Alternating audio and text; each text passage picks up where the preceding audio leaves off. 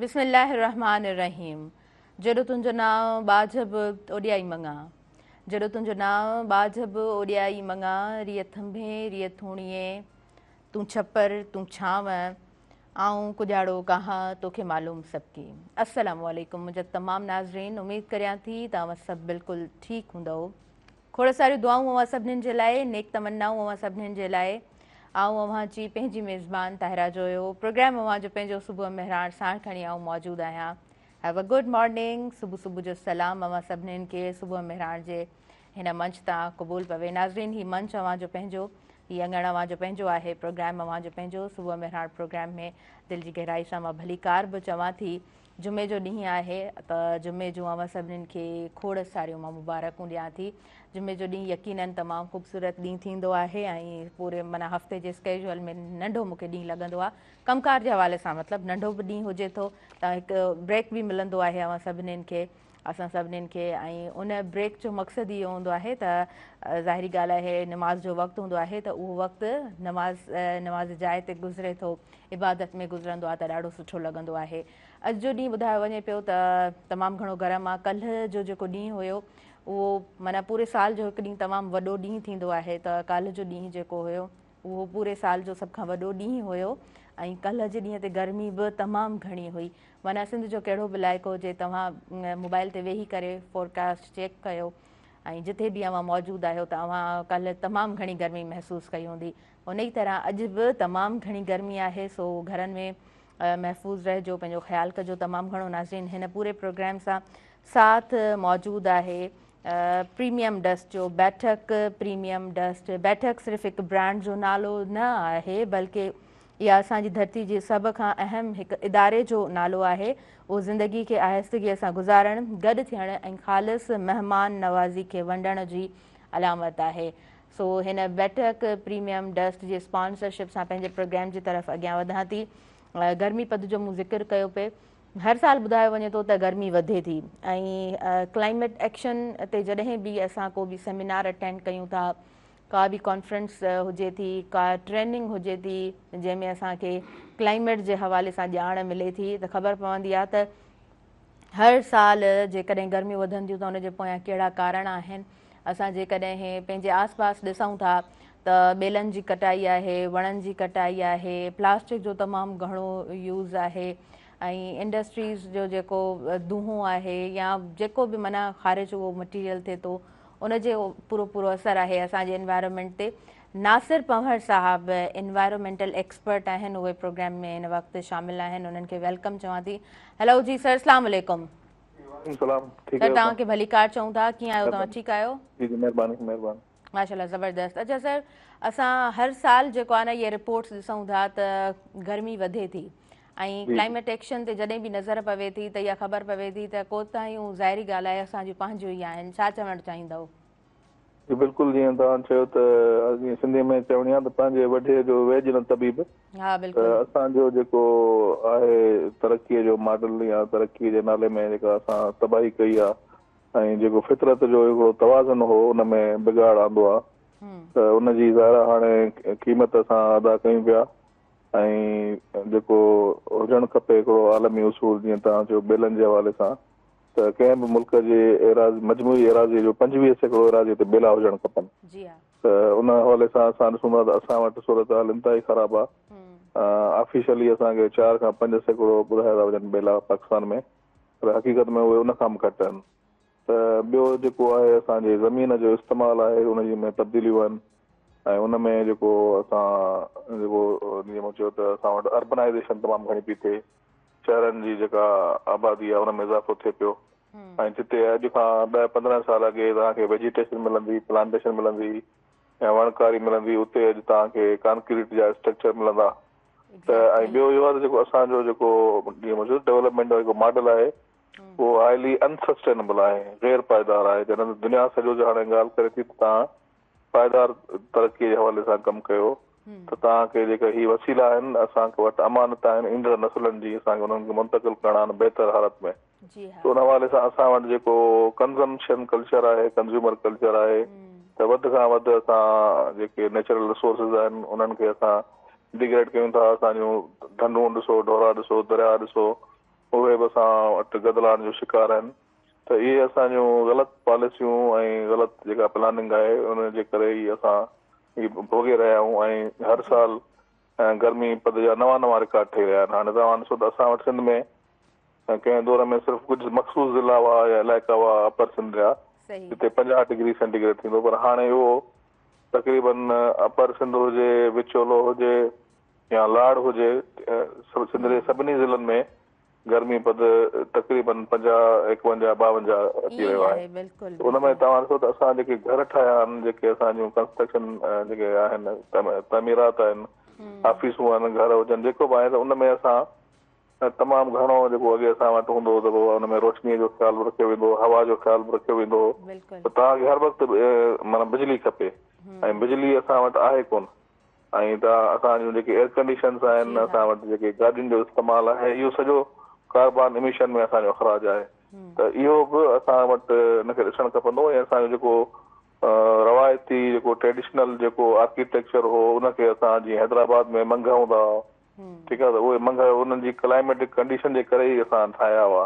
त हाणे उहे असां ख़तमु करे छॾिया आहिनि। हाणे असां वटि जीअं मूं तव्हांखे चयो त इहा जेको अर्बन हीट आइलैंड जेके ठहनि था ऐं हीट वेव जूं लहरूं आहिनि, इहो इन्हनि शहरनि में जेके गुंजान आबादियूं आहिनि ऐं जेको कंस्ट्रक्शन जो मॉडल आहे उनमें असां वटि घर जन जेको कंस्ट्रक्शन जो पैराडाइम आहे उनखे असांखे शिफ्ट करणो पवंदो ऐं कुझु रवायती जेको पुराणो असांजो आर्किटेक्चर आहे ऐं कुझु मॉडर्न उन्हनि खे मिक्स करे कुझु असांखे मॉडल ठाहिणा पवंदा। जीअं क्लाइमेट चेंज में घणी ॻाल्हि थींदी आहे त एडाप्टेशन तव्हां कयो। एडाप्टेशन मतिलबु हिकिड़ी क्लाइमेट चेंज हक़ीक़त आहे, हिन सां असांखे गॾु रहणो आहे ऐं त उन में असांखे पंहिंजी जेको रहणी करणी आहे, पंहिंजो जेको तरक़ीअ जो मॉडल आहे उन में बि तब्दीलियूं आणियूं पवंदियूं। तव्हां बिल्कुलु सही पिया चओ, ईअं ई आहे।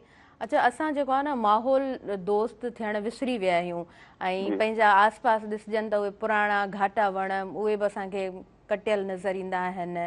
तव्हां यूनिवर्सिटीज़ जो विज़िट कयो त उते जेके सुठा वण हूंदा हुआ उन्हनि जी कटाई थियल नज़र ईंदी आहे। हिन जो भला छा हिन जो केतिरो असरु थिए थो? बिल्कुलु, जीअं मुंहिंजो न फितरत जो हिकु हिकिड़ो वण आहे उहो हिकिड़ी पूरी काइनात आहे। उन ते तव्हां ॾिसो त मुख़्तलिफ़ जीत जड़ा पखी पखण उन्हनि जो हैबिटाट आहे, उन्हनि जो मस्कन आहे। त उहो हिकिड़ो फितरती निज़ाम आहे जेको जॾहिं हिकिड़ो वण ख़तमु था कयूं त उहा पूरी काइनात ख़तमु थी वञे जेका उन सां जुड़ियल आहे। ऐं ख़ासि करे उन में जेके असांजा देसी मक़ामी वणनि जा क़िस्म आहिनि उहे असां ख़तमु करे छॾिया आहिनि ऐं जेके असां वटि वणनि जूं धारिया क़िस्म आहिनि, इन्वेसिव स्पीशीज़ आहिनि, एक्ज़ॉटिक स्पीशीज़ आहिनि, उहे असां प्रमोट पिया कयूं, जंहिंमें कोनोकार्पस आहे ऐं पंहिंजो यूकलिप्टस आहे। त उहे वण कंहिं बि लिहाज़ खां माहौल दोस्त वण न आहिनि। पहिरीं ॻाल्हि आहे त असां वणनि जी जेका प्लांटेशन जी ॻाल्हि कयूं था त उन्हनि जी जेका सिलेक्शन आहे उन्हनि जेके स्पीशीज़ आहिनि असांजा देसी मक़ामी वण उन्हनि खे असांखे प्रमोट करणो पवंदो ऐं रुॻो वण लॻाइणो न आहे, उनजी वरी प्लांटेशन खां पोइ उनजे खे लुक आफ्टर बि करणो आहे ऐं उनखे मैच्योर ट्री करणो आहे। असां वटि अक्सर इहो ॻाल्हि थिए थी त वण असां पोखिया आहिनि पर असां वटि सर्वाइवल रेट तमामु घटि आहे वणनि जो, मैच्योर ट्री ते नथा पहुचनि। त उन हवाले सां बि असांखे कमु करणो पवंदो। सही, बिल्कुलु सही पिया चओ। अच्छा, पहिरीं माना इहे असां नाला घणा ॿुधंदा हुआसीं, खबड़ जो वणु थी वियो ऐं उनखां अलावा बड़ जो वणु थी वियो ऐं नीम ट्री जो त अञा बि असां वटि कंसेप्ट आहे, पर इहे मतिलबु पुराणा नाला हाणे घटि ॿुधण जे लाइ मिलंदा। ट्राली जो वणु थी वियो, उनजो काठ बि चवंदा आहिनि त ॾाढो सुठो हूंदो आहे। जी, निम आहे, कंडी आहे, बबर आहे। हा, बिल्कुलु बिल्कुलु। इन्हनि जो भला छो इहो माना उहे असांजे मक़ामी माहौलियाती हालतुनि जे हिसाब सां आहिनि ऐं उहे उनखे जेको आहे सो बैलेंस करण लाइ ज़रूरी आहिनि, उन्हनि खे ई हथी ॾियूं। सही, बिल्कुलु सही। अच्छा, उनखां अलावा असां वटि जेको आहे सो फॉरेस्ट जो कंसेप्ट हिकिड़ो ॾिसिजे त ख़ूबसूरत असां वटि कंसेप्ट आहे। हाणे मिनी फॉरेस्ट इन तरह जूं शयूं साम्हूं अचनि थियूं, नंढा नंढा ब्लॉग्स साम्हूं अचनि था। इन शइ खे भला कीअं था ॾिसो तव्हां? बिल्कुलु, इहो असां वटि जेके हैदराबाद जी सुञाणप जेका ॾिसी था, मां बि जेको लिटरेचर पढ़ो त हैदराबाद ख़ुदि हिकिड़ो बाग़नि जो पार्क जो शहर हो ऐं कराची में घणा बाग़ हुआ, उन्हनि ते असां इंक्रोचमेंट करे छॾी, उन्हनि ते कब्ज़ा करे छॾियासीं, उहे पार्क ख़तमु थी विया। त इन लाइ इहे जेके अर्बन फॉरेस्ट मिनी फॉरेस्ट जो कंसेप्ट आहे इहो तमामु ज़रूरी आहे, छाकाणि त जंहिं नमूने सां शहरनि में गर्मी पद वधे पियो ऐं उन में वेजिटेशन कवर न हूंदो, हुनखे जेको आहे सो ऐं कंहिं बि इलाइक़े में तव्हां कंपेयर करो जंहिंमें वण आहे उते टेम्परेचर घटि आहे ऐं जंहिंमें वण न आहे उते टेम्परेचर वधीक आहे जी त हाँ इन जो तमामु वॾो अहम किरदारु आहे ऐं असांखे इहे मिनी फॉरेस्ट या अर्बन फॉरेस्ट खे प्रमोट करणो पवंदो। जी बिल्कुलु बिल्कुलु तव्हां सही पिया चओ। अच्छा असां हूअं माना थोरो जेकॾहिं सोचूं था ऐं हिन वक़्तु पाण त ज़ाहिरी ॻाल्हि आहे इन एॾी गर्मी खे बर्दाश्त करे रहिया आहियूं 51 52 माना 49 बि टेम्परेचर आहे त फील्स लाइक 52 कल्ह बि कुझु ईअं ई हैदराबाद जामशोरो जो टेम्परेचर एसी ताईं वियो आहे। अच्छा असां ॻोठनि जी ॻाल्हि कयूं था त उते अञा गर्मी घणी आहे पूरो जो पूरो ॾिसो वायुमंडल तब्दील थिए थो पाणी जी उन जॻह ते किल्लत आहे असां वटि दरिया असांखे सुकल नज़र अचनि पिया ॻोठनि जी सूरत हाल भला कीअं ॾिसो पिया? ॾिसो ॻोठनि जी सूरत ॿाहिरां उते जेको असां वटि बिजली जो आहे ई कोन ऐं जेका 15 कलाक 22 कलाक बिजली हींअर तव्हांखे ख़बर हूंदी त जेको लाड़काने में दागू में सेवण में जेको तूफ़ान आयो हुन में जेके बिजलीअ जो सिस्टम डावाडोल थी वियो हुन में तक़रीबन हफ़्ते खां वधीक इन्हनि इलाइक़े में बिजली गाइब थी वई। हिकिड़े पासे गर्मी ॿिए पासे बिजली गाइब त माण्हुनि सां मजबूरन लॾ पलाण कई आहे आरज़ी तौर हैदराबाद कराची पंहिंजे फैमिली में आया त इहा सूरत हाल आहे असांजे इन्हनि ॿाहिरां इलाइक़नि जी इन्हनि ज़िलनि जी। हालांकि लाड़काणो त हिकिड़ो डिविजनल हेडक्वार्टर आहे या दादी डिस्ट्रिक्ट हेडक्वार्टर आहे सेवण हिकिड़ो अहम शहर आहे पर इन्हनि पासे बि इहा सूरत आहे पूरी जेका राइट बैंक आहे सिंध जी उनजे पासे इहा सूरत आहे त असां वटि ॿाहिराणी में घर जेके हूंदा कचा हूंदा हुआ ऐं उहे माहौल दोस्त स्ट्रक्चर हो हुन में गर्मी हीट एब्ज़ॉर्ब थींदी हुई। हाणे उते बि असां पका घर ठाहींदा था वञूं थर में ॾिसो त उते चौड़ा हुआ उहे चौड़ा जेके आहिनि हिकिड़ो माहौल दोस्त स्ट्रक्चर आहे ऐं उहो पंहिंजो गर्मीअ में सर्दीअ में उन लोकल कंडीशन जे हिसाब सां ठाहियो आहे त असां जेको तेज़ीअ सां ई जेको कांक्रीट जो जेको इस्तेमालु कयूं पिया जेको सीमेंट जो इस्तेमालु कयूं पिया इहो बि इन गर्मीअ जे इज़ाफ़े में कंट्रीब्यूट करे थो जेके असांजा रवायती घर हुआ जेके असांजा अङण हुआ वॾा ऐं असांजे हर घर में अङणनि में वण हुआ ऐं खूह हुआ त उहो सॼो जेको हिकिड़ो ख़ूबसूरत माज़ीअ जो असांजो माहौलियाती तवाज़ुन हो उन में बिगाड़ अची रहियो आहे ऐं इन हवाले सां असांखे जेको आर्किटेक्चर जे हवाले सां अहिड़ा घर ठाहिणा पवंदा जेके हीट खे एब्ज़ॉर्ब करे सघनि जेके गर्मीअ खे कोन ईअं ई आहे। थैंक यू सो मच तव्हां असांखे टाइम ॾिनो ऐं अॼु तमामु घणो गर्मी जो ॿुधायो वञे पियो कल्ह जे ॾींहं ते बि यकीनन तमामु घणी गर्मी हुई चाहियोसीं त तव्हांखे प्रोग्राम में थोरो शामिलु कयूं ऐं इन हवाले सां पंहिंजे नाज़रीन ताईं कुझु इम्पॉर्टेंट शयूं पहुचाए सघूं। तव्हांजी महिरबानी तव्हां असांखे वक़्तु ॾिनो। नाज़रीन अॼु जो ॾींहुं तमामु कल्ह जो ॾींहुं त हुयो ई हुयो तमामु गरम पर 14 15 डेट ताईं अञा अॼु त 12 आहे 12 तारीख़ आहे 15 16 ताईं यको गर्मियूं ॿुधायूं वञनि पियूं। नो डाउट पूरा 2 महीना गर्मियूं आहिनि पर कुझु ॾींहं हीट स्ट्रोक ऐं कुझु ॾींहं हीट वेव जा थियनि था त इन में तमामु घणो पंहिंजो ख़्यालु कयो पाणी जो सही इस्तेमालु कयो बेवजह पाणी ज़ाया बि न कयो जॾहिं तव्हां फ्रेश थियणु वञो था पाणी घणो आहे त उनखे ज़ाया बि न करणु घुरिजे ख़ासि तौर ते ॿारनि जो तमामु घणो ख़्यालु कयो। कल्ह जे ॾींहं ते मां हिकिड़ी वीडियो ॾिठी जंहिंमें नंढड़ो ॿारु हुयो उहो जेको आहे सो हुन बाल्टी में किरी पियो ऊंधे मुंहुं जॾहिं उहो ॿारु किरियो आहे त उहो ॿारु बची न सघियो आहे। सो इन तरह जा वाक़िया हिननि ॾींहंनि में असांखे ॿुधण जे लाइ मिलंदा आहिनि सोशल मीडिया ते ॾिसण जे लाइ मिलंदा आहिनि। पंहिंजो तमामु घणो ख़्यालु कयो पंहिंजे ॿारनि जो तमामु घणो ख़्यालु कयो बेवजह घर खां ॿाहिरि न निकिरो जेकॾहिं को इम्पॉर्टेंट कमु बि आहे त अछो कपिड़ो थोरो पाणी में आलो करे माण्हू ईअं पाण खे कवर करे ॿाहिरि निकिरंदा आहिनि त इहो बि हिकिड़ो सुठो ऑप्शन आहे या छटीअ जो इस्तेमालु कजे बेवजह कोशिशि कजे त असीं ॿाहिरि न निकिरूं 5-6 बजे खां पोइ वञी ॾींहुं थधो थींदो आहे त असां बक़ाया जेके कम आहिनि उहे बाद में करे सघूं था। नाज़रीन प्रोग्राम में वक़्तु थी वियो आहे शॉर्ट कमर्शियल ब्रेक जो सो पहिरियों मां साई जी तरफ़ अॻियां वधंदसि पोइ प्रोग्राम खे अॻियां वधाईंदसि। प्रोग्राम में साथ मौजूदु आहे बैठक प्रीमियम डस्ट जो बैठक जो मतिलबु आहे ख़ुशियूं यानी वेहकूं बैठकूं ऐं हिकु सुठी बैठक लाइ अहिड़ी चाहे ज़रूरी आहे जेका उनजी पंहिंजाइप सां हम आहंग हुजे। काॾे न वञिजो ॾिसंदा रहिजो तव्हांजो पंहिंजो प्रोग्राम सुबुह मेहराण।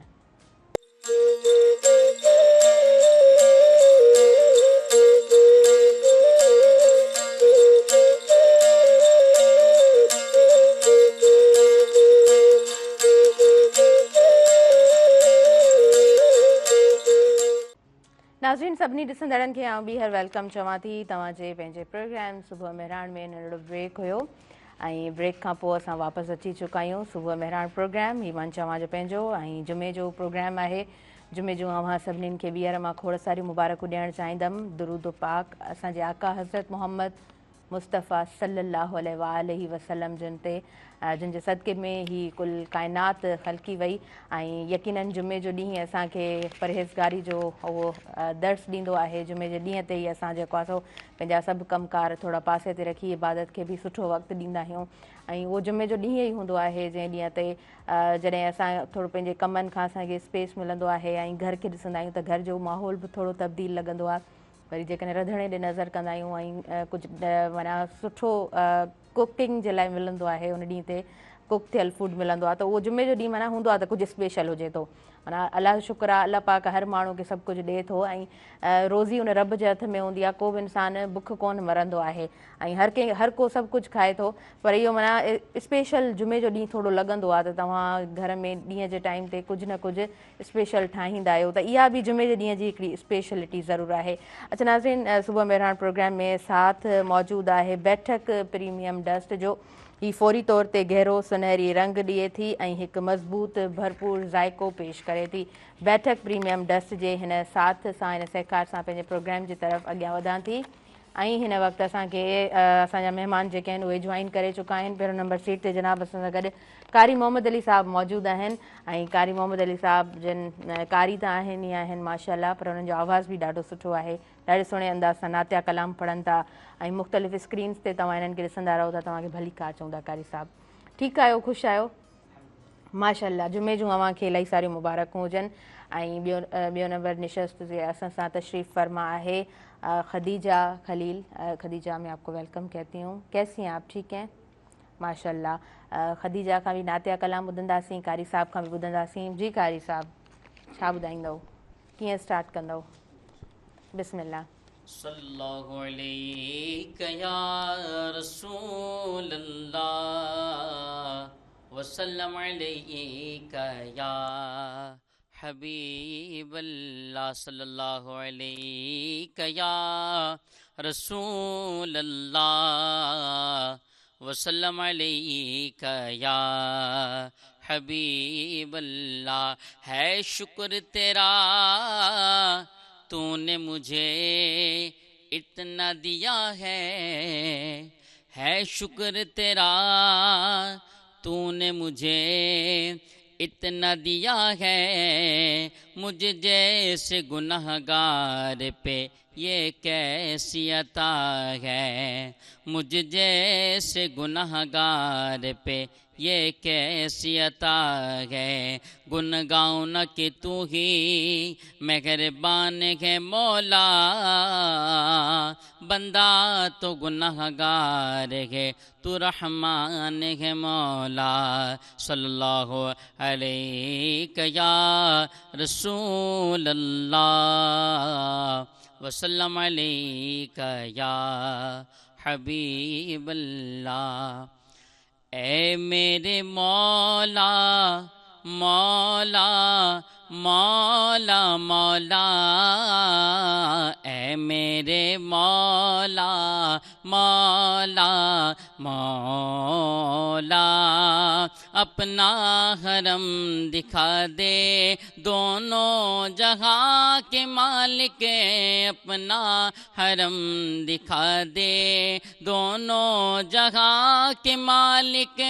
किस्मत मेरी जगा दे, किस्मत मेरी जगा दे दोनों जहां के मालिक। ऐ मेरे मौला मौला मौला मौला, ऐ मेरे मौला मौला मौला।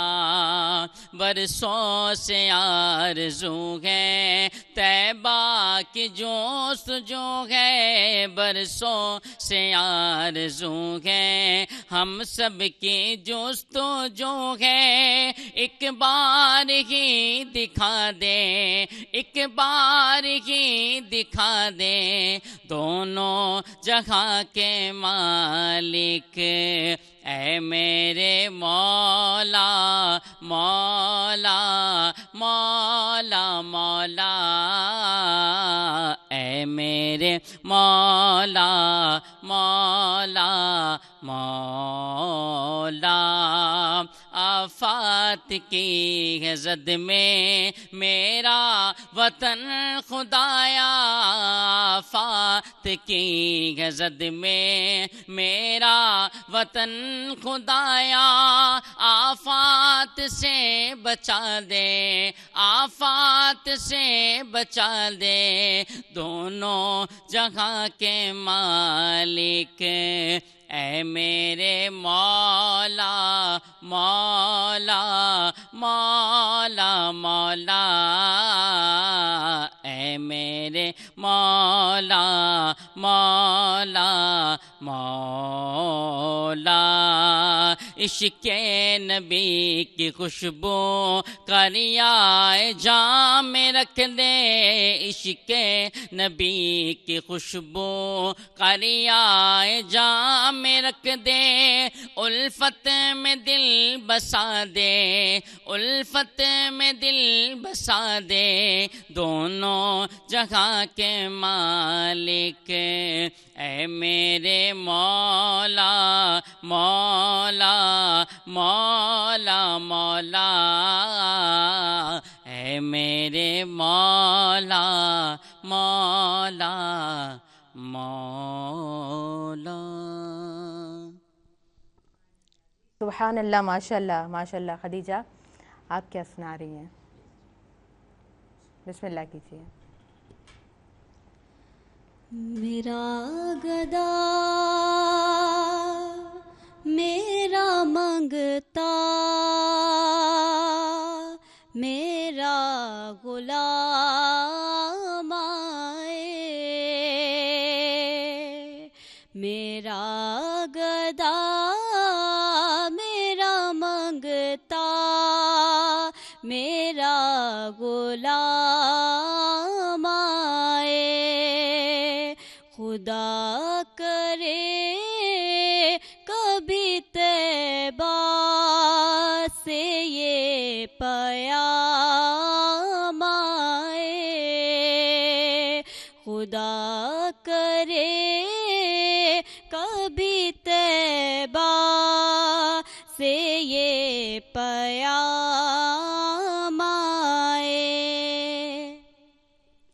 غلام زہرا ہوں میں تو علی کا نوکر ہوں، غلام زہرا ہوں میں تو علی کا نوکر ہوں، ہمیشہ پنج تنی نسبت ہی میرے کام آئے، ہمیشہ پنج تنی نسبت ہی میرے کام آئے، اور میں اس یقین سے آیا ہوں ان کے روضے سے، میں اس یقین سے آیا ہوں ان کے روضے سے، وہ پھر کہیں گے کہ واپس میرا غلام آئے، وہ پھر کہیں گے کہ واپس میرا غلام آئے، بروز حشر بلائیں گے جب غلاموں کو،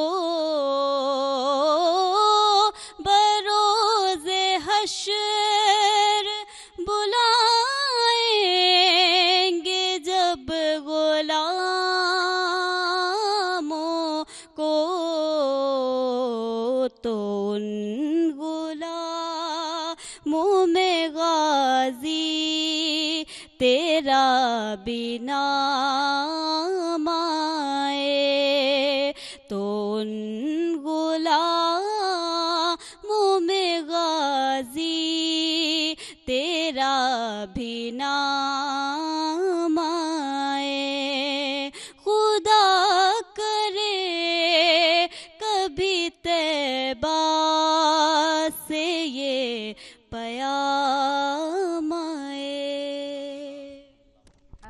सुभान अल्लाह। खदीजा, बहुत ख़ूबसूरत आवाज़, माशाल्लाह माशाल्लाह। इलाही सुरूर छाइजी वियो आहे प्रोग्राम में। ऐं जुमे जो प्रोग्राम हूअं बि नाज़रीन इलाही ख़ूबसूरत थींदो आहे। नातिया कलाम शामिलु कंदा आहियूं ऐं कोशिशि हूंदी आहे असांजी त जुमे जो प्रोग्राम जुमे जे ही हवाले सां हुजे। अच्छा, वैसे मोहम्मद भाई, अगर जुमे के हवाले से थोड़ा सोचा जाए तो जुमे का दिन किस तरह गुजारना चाहिए, क्या समझते हैं आप? बिस्मिल्लाहिर्रहमानिर्रहीम, अल्लाहुम्मा सल्ली अला सय्यिदना मौलाना मुहम्मद। अल्हम्दुलिल्लाह, जुम्मतुल मुबारक का दिन हम अक्सर सुनते रहते हैं, तमाम दिनों का सरदार है और बड़ी बरकत व अज़मत वाला है। अव्वल टाइम उठें, नमाज फ़जर अदा की जाए, कुरान करीम फुरकान हमीद की तिलावत की जाए, क्योंकि सवाब फिर दुगना है। जिस तरह दिन जो है वो तमाम दिनों को सरदार है, उस तरह सवाब भी फिर उसी अंदाज से अल्लाह रब्बुल इज़्ज़त अता फरमाता है। तो हमें चाहिए कि हम फ़जर भी पढ़ें, फ़जर के बाद कुरान करीम फुरकान हमीद की तिलावत भी करें। तिलावत के बाद फिर आपको पता है फिर नमाज जुम्मा मर्द हज़रात मस्जिद में अदा करें, और कोशिश ये हो कि मस्जिद में जैसे ही पहली अजान हो फौरी तौर पे मस्जिद में पहुंच जाएं। इसका भी बड़ा अजर सवाब है। और चलें तो घर से बावजू होके चलें, इसका भी बहुत अजर सवाब है कि ये दिन जो है तमाम दिनों को सरदार है। जब तमाम दिनों को सरदार है तो अल्लाह पाक ने इसकी फजीलतें भी बड़ी रखी हैं। और बिलखुसूस जो अहम फजीलत है वो है, अक्सर आप सुनते भी हैं कि रिज़्क़ में बरकत के लिए पढ़ी जाती है सूरह वाक़िया, ठीक है, इसको भी पढ़ा जाए। और इसके अलावा साथ साथ नबी करीम रऊफ़ रहीम हज़रत मोहम्मद मुस्तफ़ा अहमद मुश्तबा ताजदार मदीना हसनैन के नाना सल्लल्लाहु अलैहि वसल्लम पे दुरूद पाक की कसरत की जाए।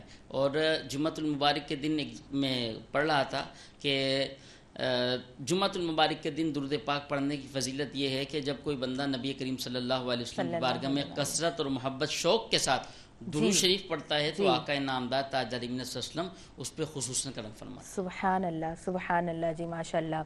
अच्छा, वैसे अगर थोड़ा सोचा जाए हैदराबाद की गर्मी का, अभी तो हम स्टूडियो में बैठे हुए हैं, बड़े मज़े से बैठे हुए हैं, गर्मी याद नहीं है, बाहर जाएंगे तो याद आ जाएगी। कैसे देख रहे हैं गर्मी को?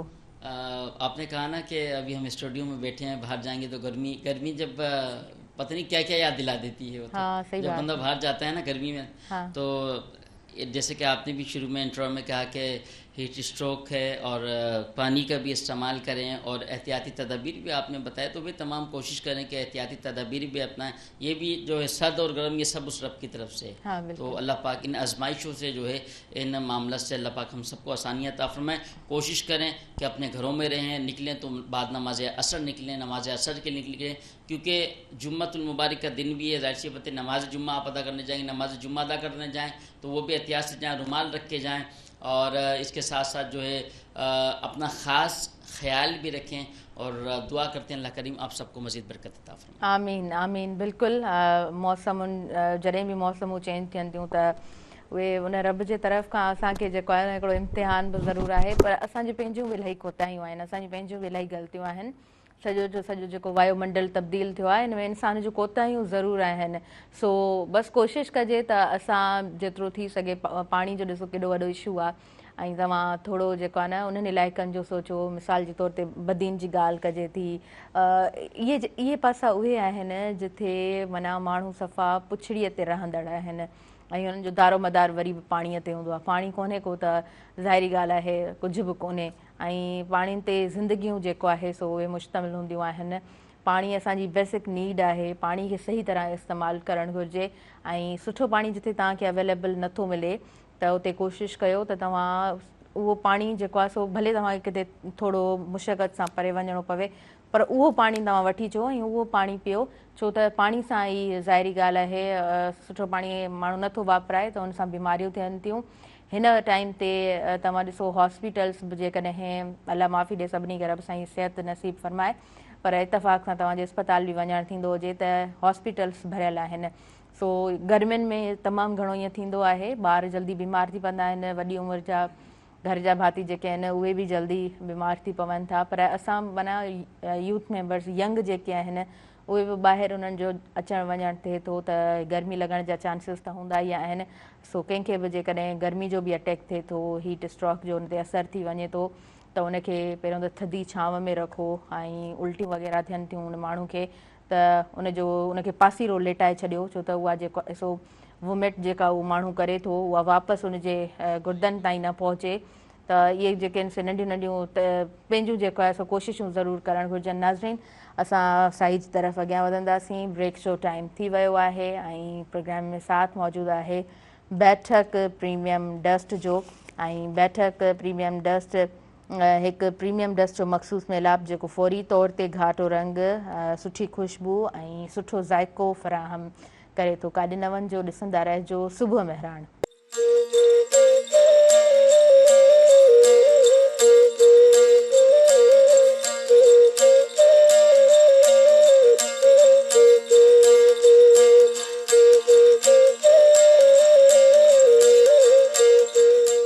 नाज़रीन, सभिनी ॾिसंदड़नि खे आउं ॿीहर वेलकम चवां थी तव्हांजे पंहिंजे प्रोग्राम सुबुह मेहरान में। ऐं अॼु जो प्रोग्राम जुमे जो प्रोग्राम आहे, अवां इन वक़्तु लाइव पहुचाए रहिया आहियूं। सूमर खां जुमे ताईं प्रोग्राम कंडक्ट कंदा आहियूं, मुख़्तलिफ़ महिमान हुजनि था ऐं जुमे जो प्रोग्राम ख़ूबसूरत इन जे लाइ हूंदो आहे त जुमे जे हवाले सां ई असां अवां ताईं पहुचाइण जी कोशिशि कंदा आहियूं। हिन प्रोग्राम सां साथ मौजूदु आहे बैठक प्रीमियम डस्ट जो। ही फौरी तौर ते गहरो सुनहरी रंग ऐं मज़बूत ज़ाइक़ो भरपूर खुशबू सां हुजे थो, जेको खीर सां तमामु सुठे नमूने गॾिजे थो।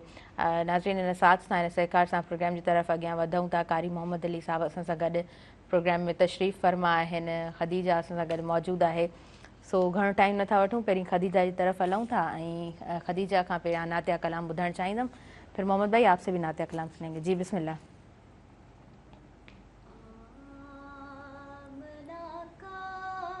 जाया है गोद में हलीमा की, आमना का जाया है गोद में हलीमा की, देखो चांद उतरा है गोद में हलीमा की।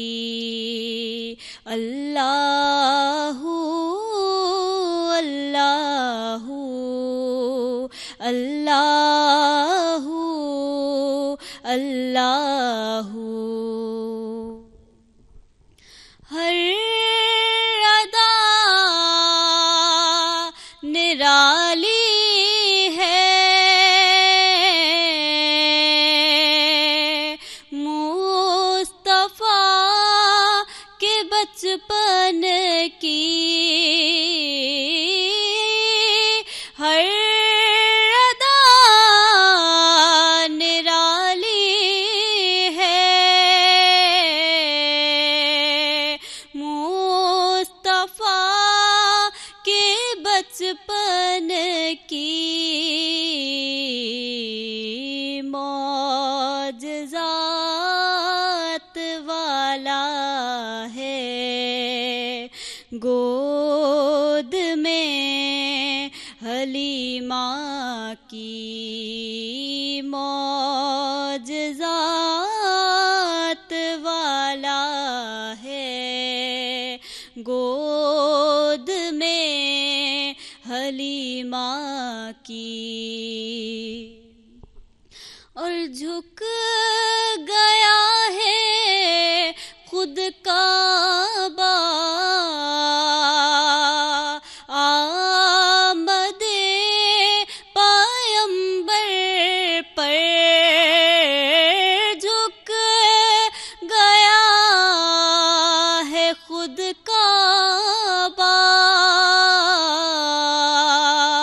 आमदे पायंबर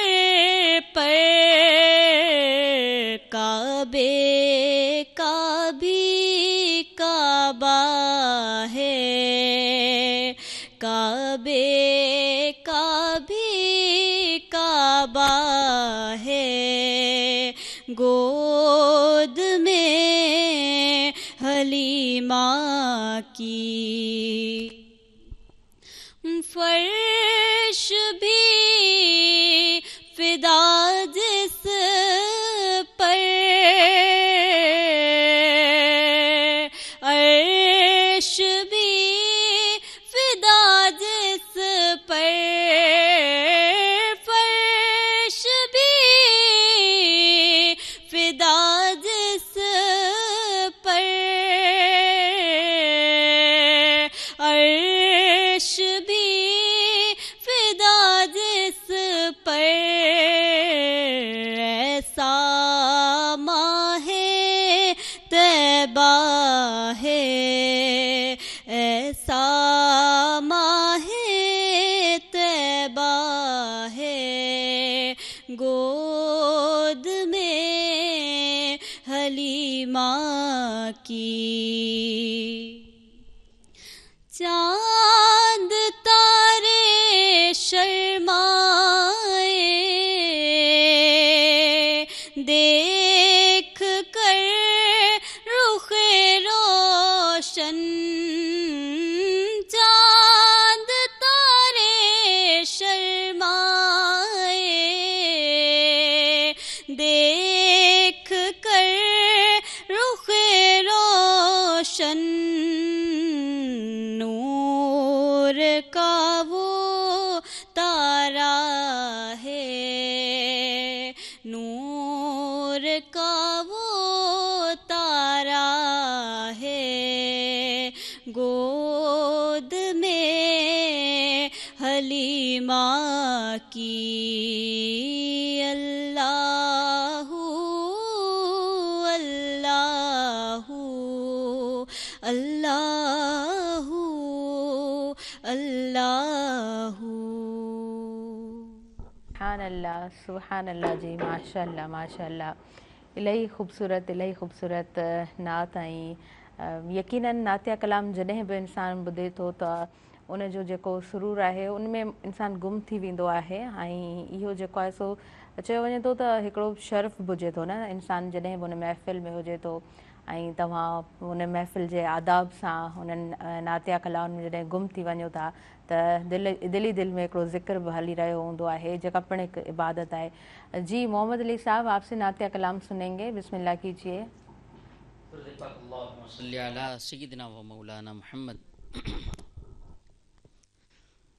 मेरे आका मदीने में मुझे भी अब बुला लीजिए मेरे आका मदीने में मुझे भी अब बुला लीजिए तरसती हैं मेरी आँखें मुझे भी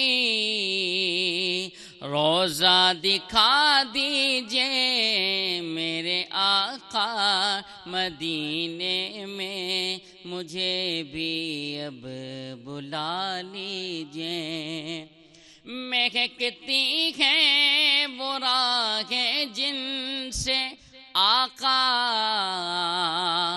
आप है गुजरे महकती हैं वो राहें जिनसे आका आप हैं गुजरे मुझे भी उन गली कूचों में रहने की जगह दीजिए मेरे आका मदीने में मुझे भी अब बुला लीजिए मेरे आका मदीने में मुझे भी अब बुला लीजिए लड़ी सांसों किए आका न जाने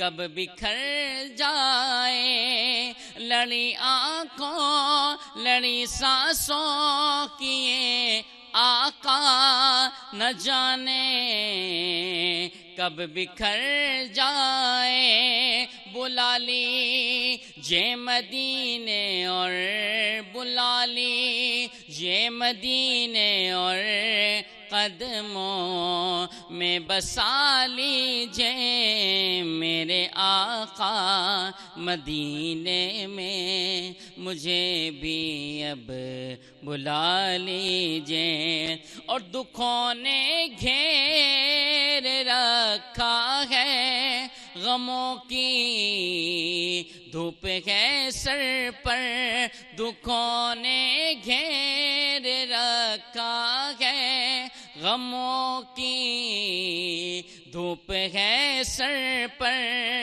ٹھکانہ گنبد خضرا ٹھکانہ گنبد خضرا کے سائے میں عطا کیجئے میرے آقا مدینے میں مجھے بھی اب بلا لیجئے۔ اللہ جی سبحان اللہ ماشاء اللہ۔ اچھا محمد بھائی، آپ آج جمعے کا دن ہے، پورا اہتمام آپ کی طرف سے بھی ہوتا ہے اور آپ ایز اے امام ماشاء اللہ لیڈ بھی کر رہے ہوتے ہیں، کب سے ماشاء اللہ سے آپ لیڈ کرتے آ رہے ہیں؟ سب سے پہلے تو میں آپ کو بتاؤں، مجھے جب سے ہوش سنبھالا اس کے بعد پھر ایک مدرسے میں داخلہ لیا، پھر بڑا ایک طویل اس کا ایک واقعہ، مگر پھر الحمدللہ اللہ پاک کا بڑا کرم ہوا، الحمدللہ کم و بیش کوئی 12 سے 13 سال مجھے ہو چکے ہیں ماشاء اللہ ماشاء اللہ۔ اور ہم ایک ادارہ بھی لیڈ کر رہے ہیں جس کا تذکر اکثر آپ کرتے رہتے ہیں، اور سب سے مین جو ہے تھینکس میں کہنا چاہوں گا میرے استاد مرتضیٰ مجموع صاحب کا، کہ انہوں نے ہماری اکیڈمی کے بچے کیا بلکہ شہر حیدرآباد کے اندرون سندھ کے جہاں جہاں سے ثنا خان تشریف لاتے ہیں ان کو جو ہے پروموٹ کرتے ہیں۔ اصل جو کردار ہے نا وہ ہوتا ہے اسٹیج دینے کا۔ جی جی جی محمد بھائی، بہت بہت خوبصورت انداز میں آپ نے ذکر کیا ہے۔ ناظرین، اساں پہلے بریک کی طرف اگیاں وधण चाहिंदासीं۔ न्यूज़ ब्रेक जो टाइम थी वियो आहे ऐं प्रोग्राम में साथ मौजूदु आहे बैठक प्रीमियम डस्ट जो। बैठक सिर्फ़ु हिकु ब्रांड जो नालो न आहे बल्कि उहा असांजी धरती जो सभ खां अहम ऐं समाजी इदारे जो हिकु नालो आहे। उहो ज़िंदगी खे आहिस्तगी सां गुज़ारणु, गॾु थियण ऐं ख़ालिस महिमान नवाज़ी खे वंडण जी अलामत आहे। ॾिसंदा रहिजो सुबुह मेहरान।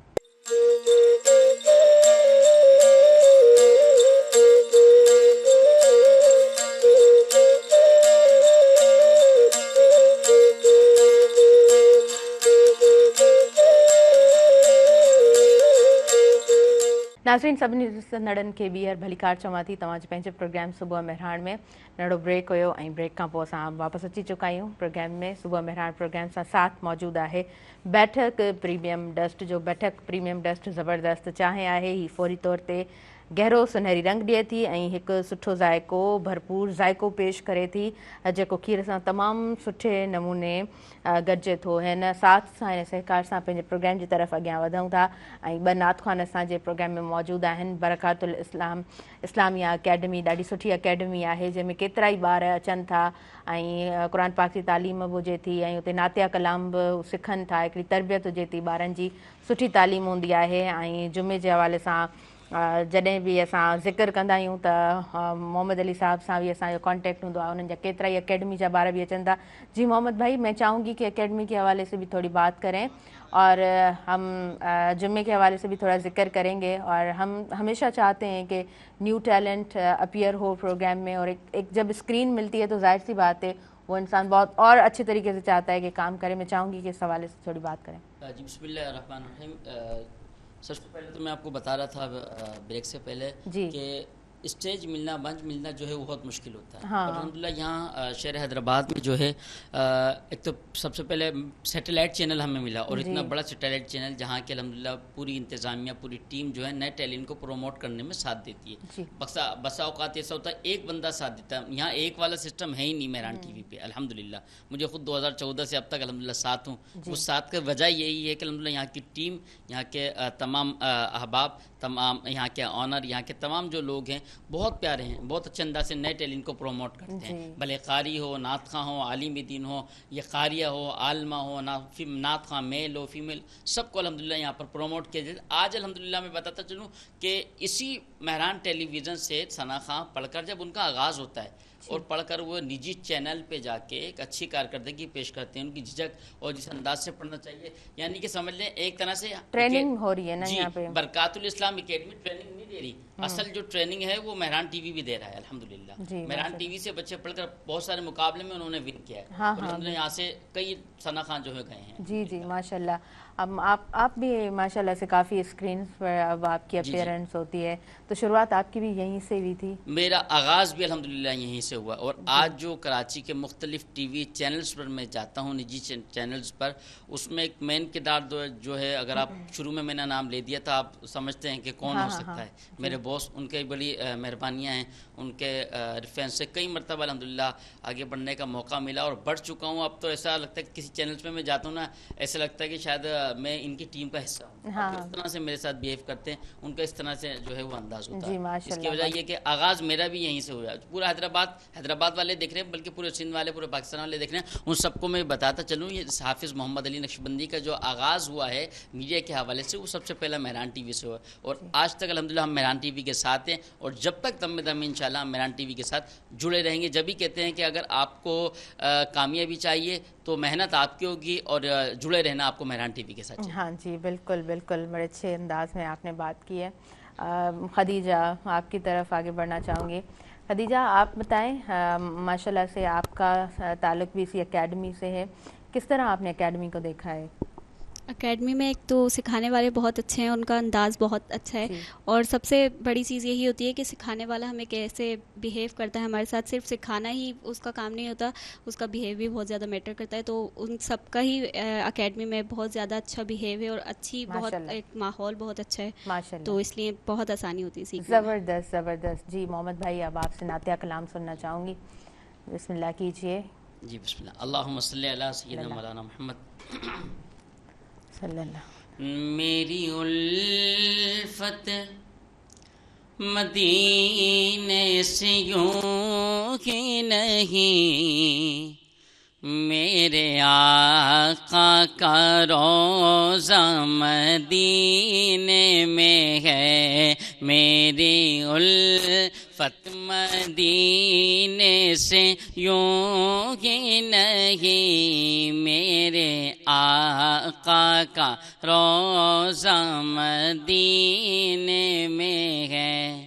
میں مدینے کی جانب نہ کیسے کھینچوں, میرا دین اور دنیا مدینے میں ہے. عرش اعظم سے جس کی بڑی شان ہے,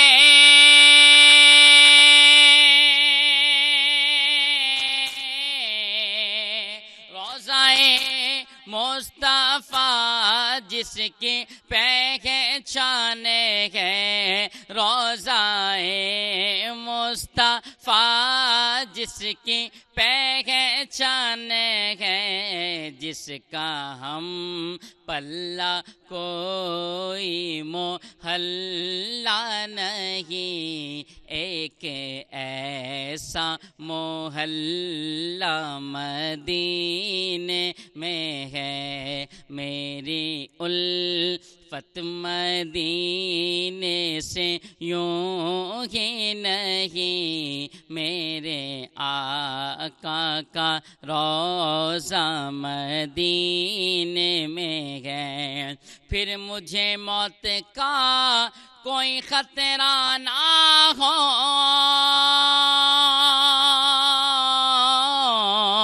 موت کیا زندگی کی بھی پرواہ نہ ہو, موت کیا زندگی کی بھی परवाना हो, मौत क्या जिंदगी की भी परवाना हो।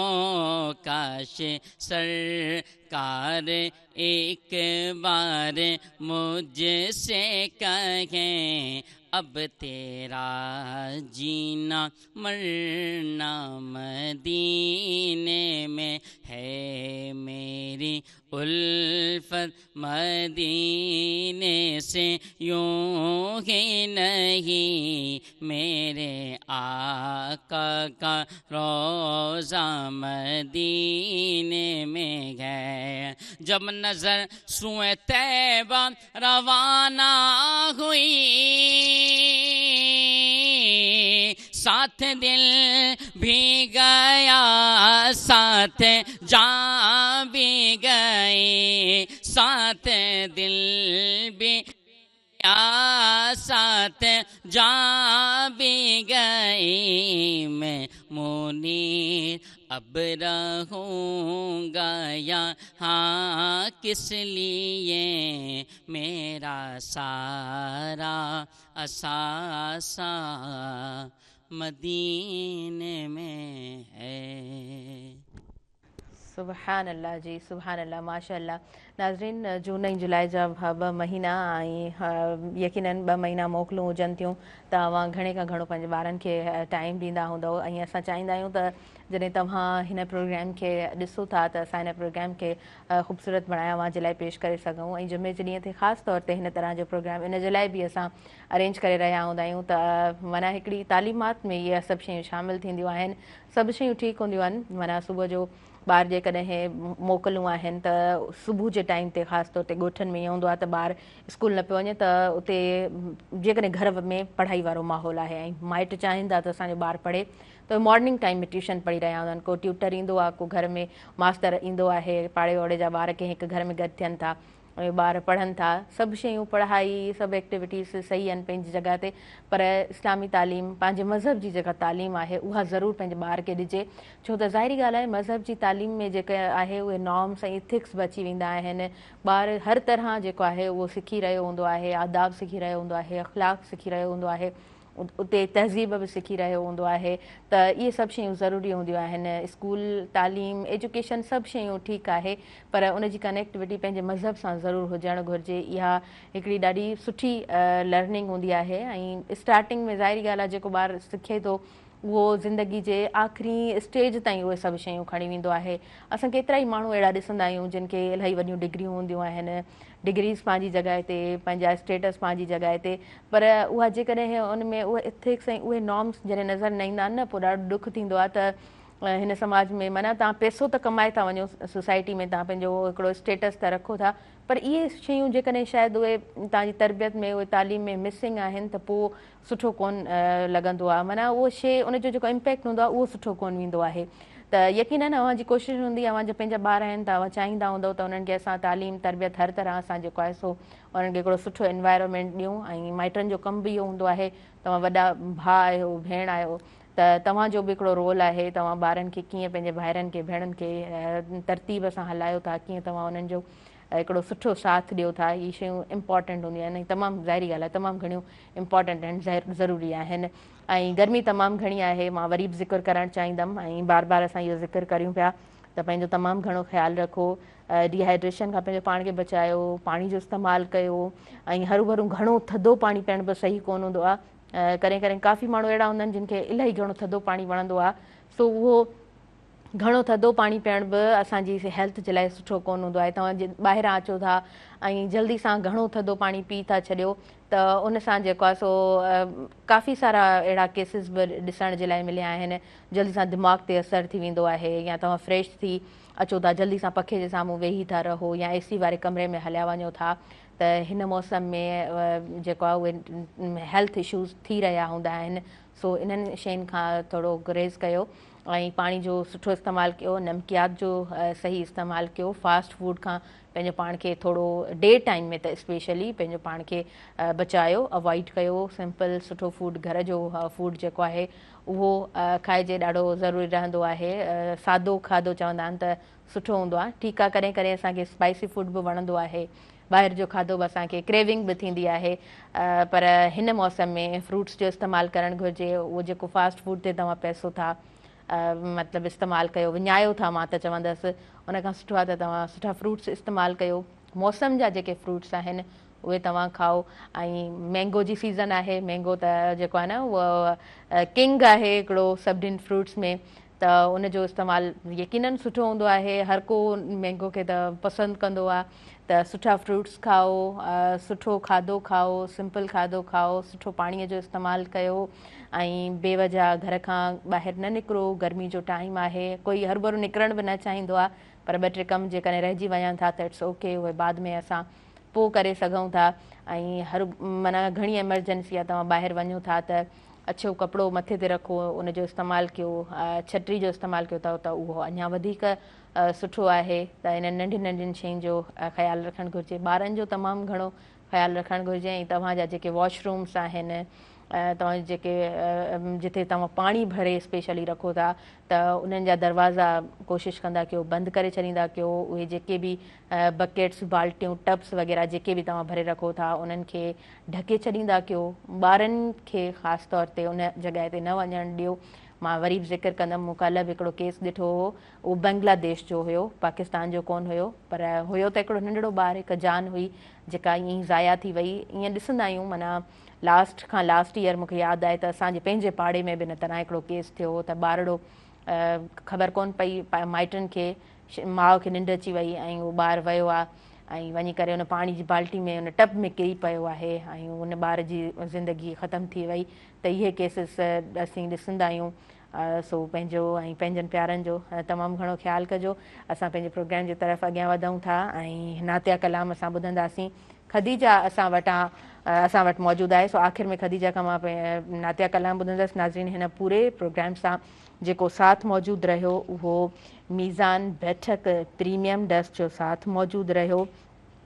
ख़ुशियुनि जो मतिलबु हूंदो आहे गॾिजाणियूं, वेहकूं, बैठक, ऐं हिकिड़ी सुठी बैठक लाइ अहिड़ी चाहे ज़रूरी आहे जेका उन जी पंहिंजाइप सां हम आहंग हुजे। ऐं बैठक प्रीमियम डस्ट जल्दी सां हिकिड़ो सुठो रंग ॾींदी आहे, सुठी खुशबू ऐं सुठो ज़ाइको पेश करे थी जेको खीर सां तमामु सुठे नमूने गॾिजे थो। सो हिन साथ सां पंहिंजे प्रोग्राम जे इख़्तिताम जी तरफ़ आऊं पहुती आहियां। थैंक यू सो मच कारी मोहम्मद अली साहब ऐं खदीजा, तव्हां बि आयो, थैंक यू सो मच। नाज़रीन, मूंखे ॾींदव इजाज़त, मुंहिंजी इंटायर टीम खे इजाज़त ॾींदव, मुंहिंजे आयल मुअज़्ज़िज़ महिमाननि खे इजाज़त ॾींदव, पंहिंजी दुआनि में भरपूर यादि रखंदव। इंशाअल्लाह सूमर ते वरी गॾु आहियूं, खोड़ सारा महिमान, नवां चहिरा, खोड़ सारियूं ॻाल्हियूं कंदासीं ऐं तव्हांजो साथ असां सां गॾु रहंदो त यकीननि प्रोग्राम खे सुहिणे नमूने सां असां जेको आहे सो कामयाबु बि बणाए सघंदासीं। वेंदे वेंदे नातिया कलाम ॿुधंदासीं ऐं ख़ूबसूरत आवाज़ हूंदो खदीजा खलील जो।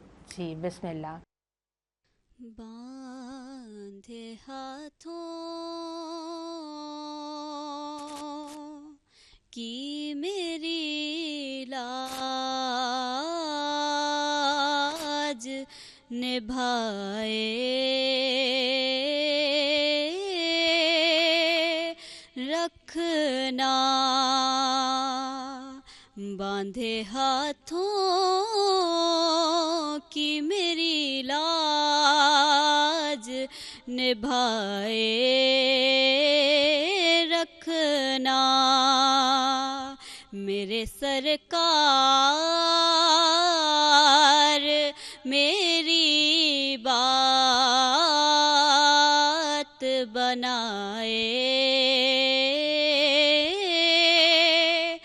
रखना, मेरे सरकार मेरी बात बनाए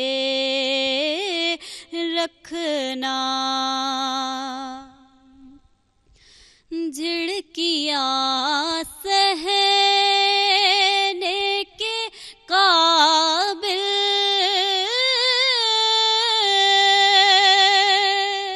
तो नहीं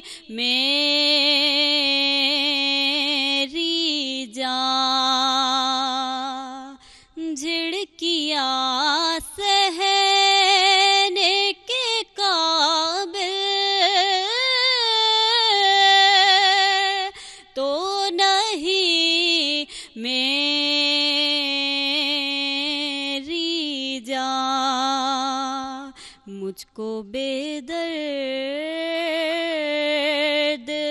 زمانے سے بچائے رکھنا، مجھ کو بے درد زمانے سے بچائے رکھنا. آپ یاد آئے تو پھر یاد